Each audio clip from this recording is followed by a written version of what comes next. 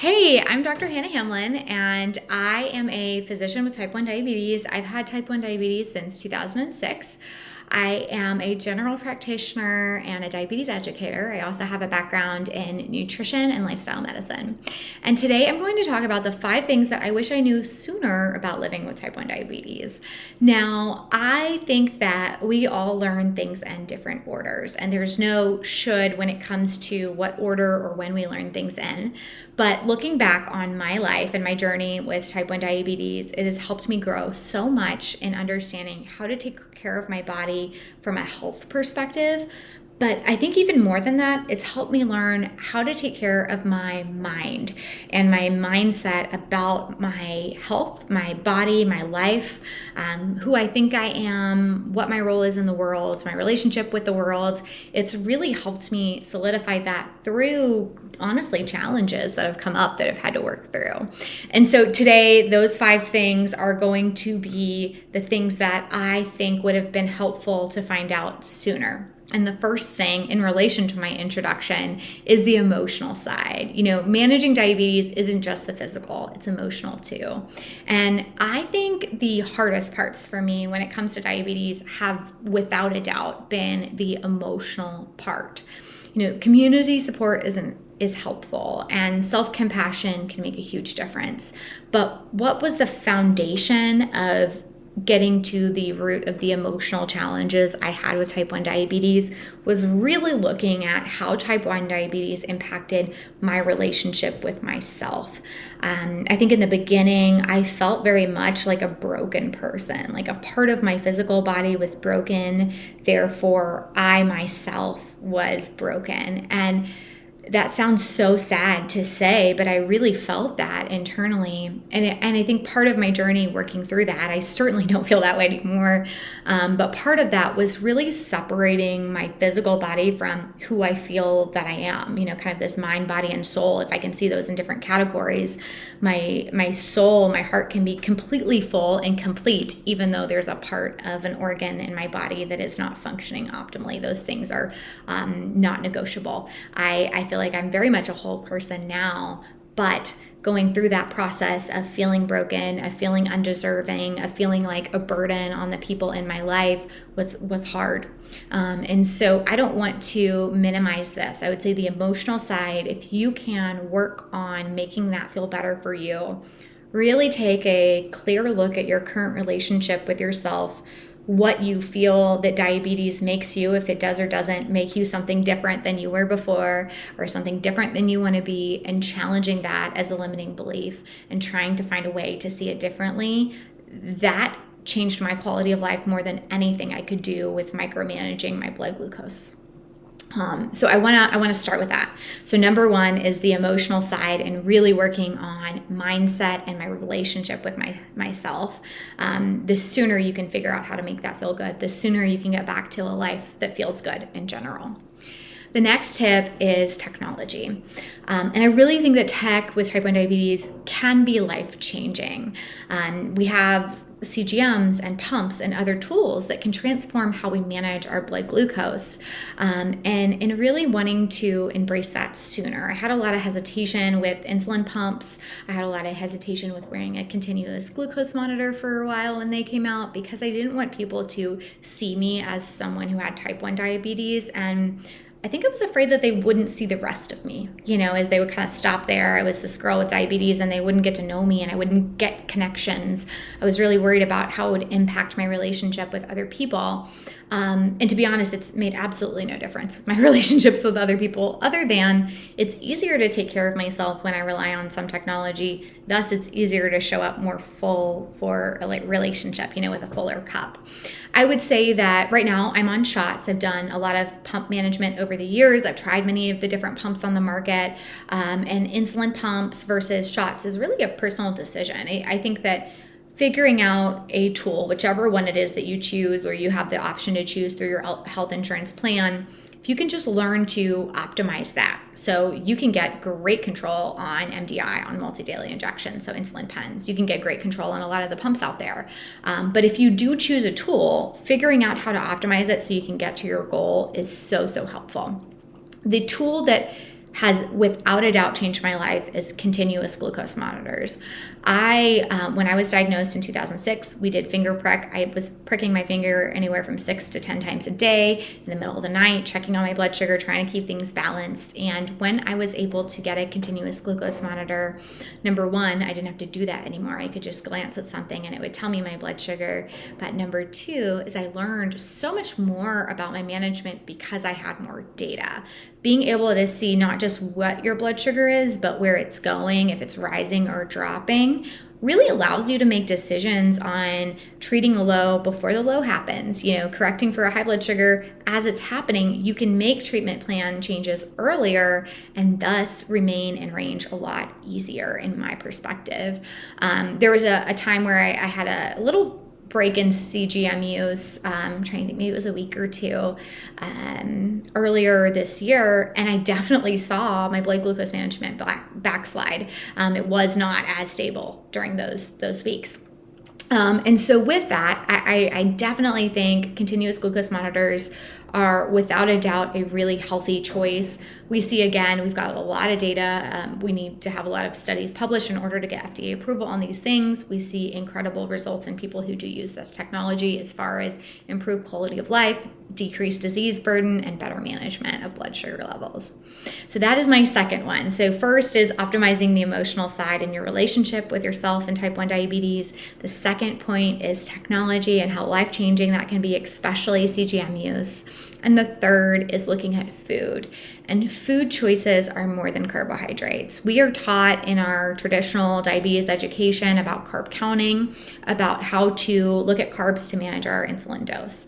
And that's excellent. I think that's the right place to start. You will learn, if you haven't already, that fat and protein and fiber also affect our blood sugar. And understanding how those things are in our food and what they can do for our blood sugar is really helpful. Fat, protein, and fiber typically slow down our body's absorption of carbohydrates, which is really helpful. If we're trying to kind of stop those higher blood sugar spikes after meals. The other thing about food is that it's more than carbs in that food quality makes a really big difference.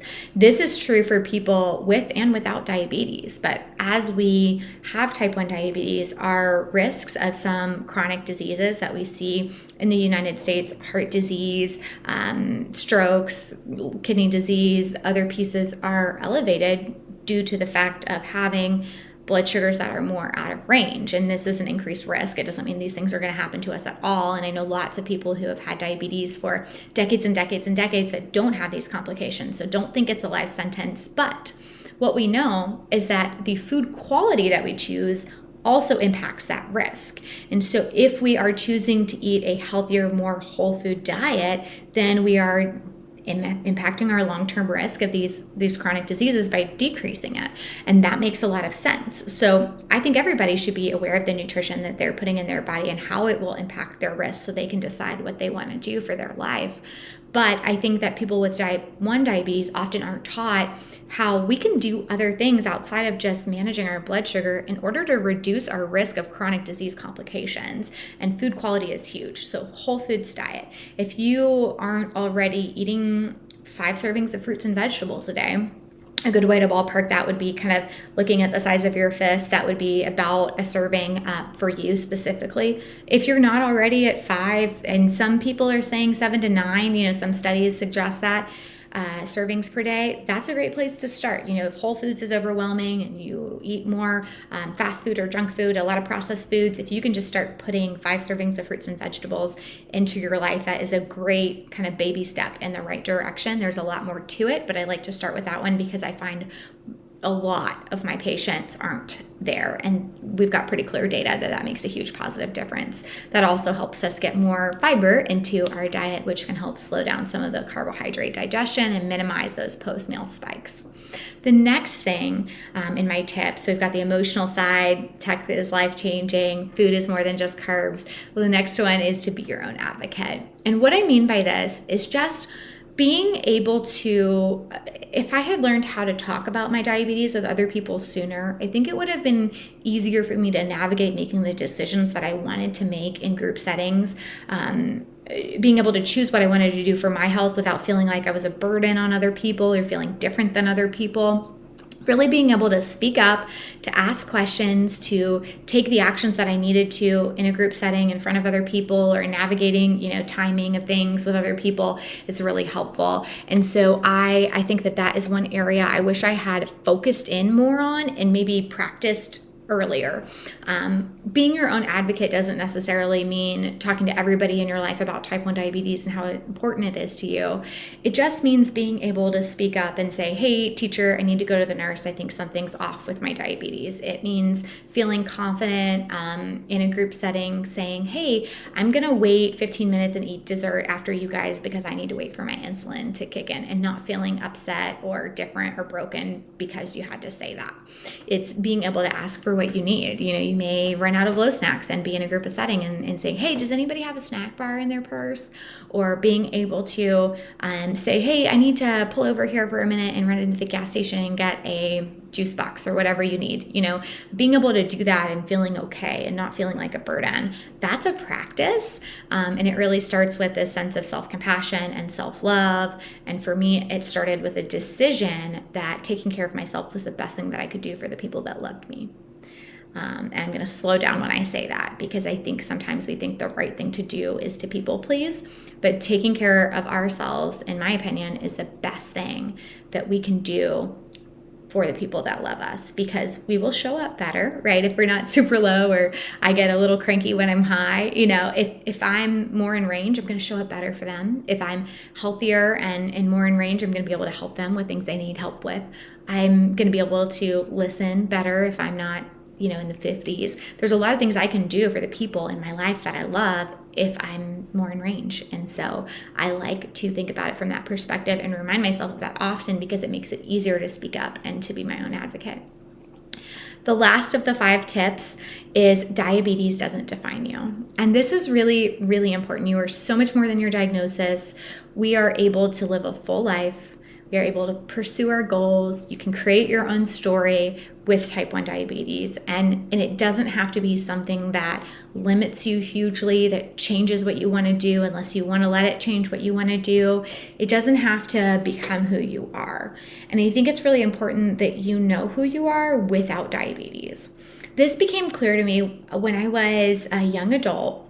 I was sitting at a conference with Dr. Nicole Johnson, who was Miss America in 1999. She has type 1 diabetes. She's amazing.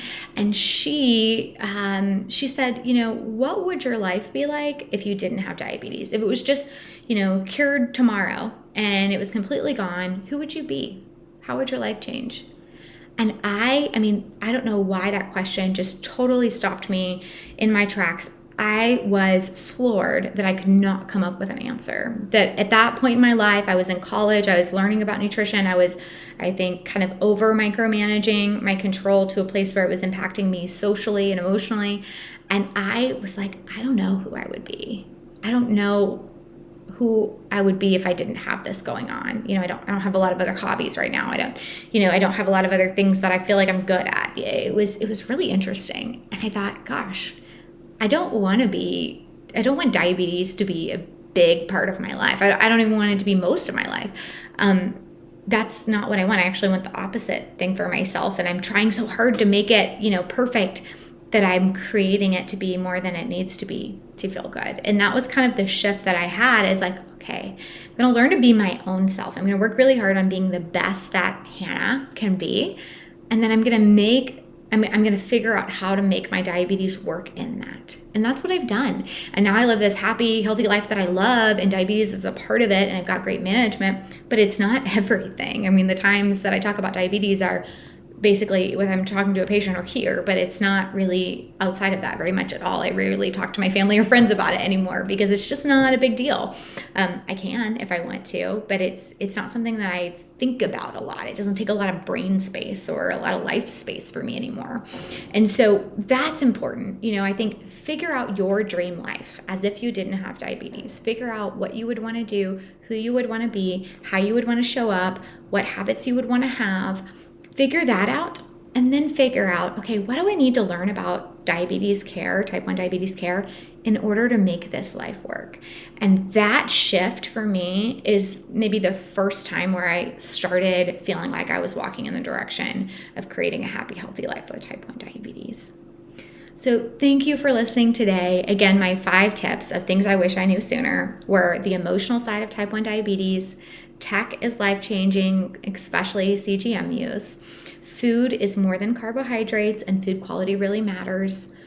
Being your own advocate, learning how to talk about diabetes with others in an empowering way, and then understanding that diabetes does not have to define you, that you can be your own person and have diabetes on the side. It doesn't have to be the main dish of your life. I hope this was helpful. If you have any questions or thoughts, please let me know.